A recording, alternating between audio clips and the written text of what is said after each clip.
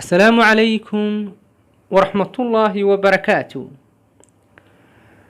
نكن ونندل يرى وأن ولي كورسن وأن ريالا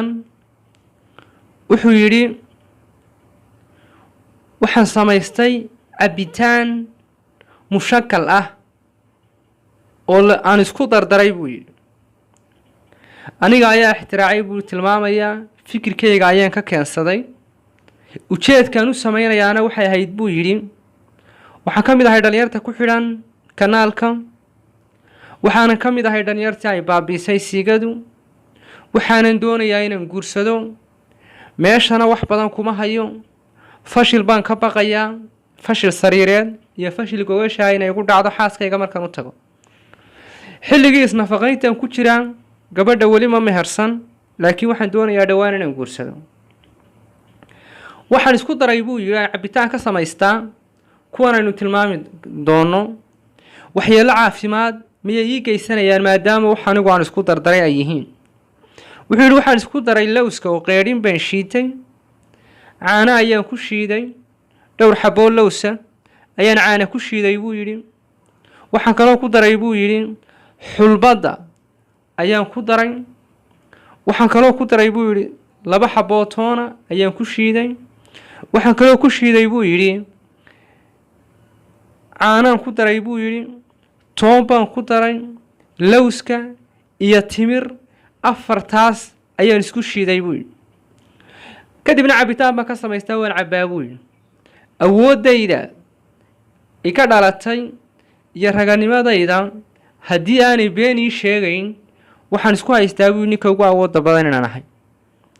laakiin ma laga yaabaa buu yiri inay dhibaato ay iga soo gaadhaan maadaama waxaan anigu isku dardarayo unay tahay oo ma dhici karaa hadhowto inay aniga dhibaato igaga timaado aad buu mahadsan yahay haddaynu istu taagna taladiisa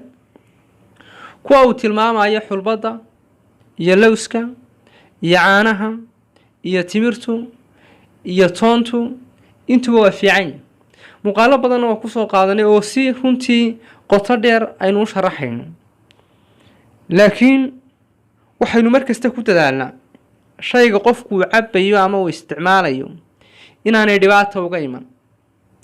shayada marka la isku dardarayo waxa la isku daraa xaddi daws baa la isku daraa waa in la og yahay kana qofku inta uu ka qaadan karo kana inta uu ka qaadan karo kana inta uu ka qaadan karo haddii laakiin mar qura la isku wada walaaqo waxa laga baqi karaa maadaama wixii wax qiyaas ku fadhiya aanay ahayn wax miisaaman aanay ahayn waxa inay isdhaafaan oo ama nafaqadoodu ay isdhaafto ama qofkii calooshii wax ku noqoto ama ay dhibaato ka dhalato waxa kaloo jira qudaarta marka la isku daro mararka qaar iyaga qudhooda ayaa sun samayn kara imika haddii tufaaxa iyo muuska ay isku shiito oo daqaa'iq aad dhigto dhibaato ayaa ka dhalan karta qofka dhaawac buu geysan karaa laabjeex iyo gaas buu ku dhufan karaa